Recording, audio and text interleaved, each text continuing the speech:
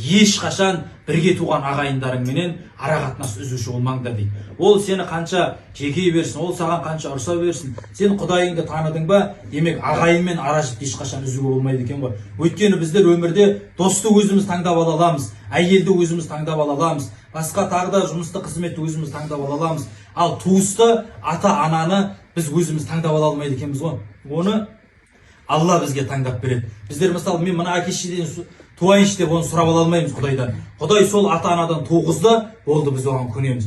Біз осыменен бірге туғызды, бауыр қылды, осы туыспенен біз мәңгілік көнеміз сол туысқандыққа. Сондықтан мына туысқанмен қарым-қатынасты күшейткен деген сөз, ол осы Алланың саған берген, таңдап берген адамдарына деген құрмет екен ғой. Сол құрметті сен жасаған сайын Алланың алдында дәрежең өсе береді екен ғой. сондықтан мінекей ағайын туғандарыңыз барлығын жинап, үлкендеріміз жинап бата алып жатырсыз. Осы жерде мінекей үлкендеріміз ақ батасын беріп жатыр, ықыласыменен үлкен ниетін білдіріп жатыр, пейілін білдіріп жатыр, ұзақ ғұмыр тілеп жатыр. Сондықтан осы жердегі дұға тілектердің барлығын Алла қабыл етсін.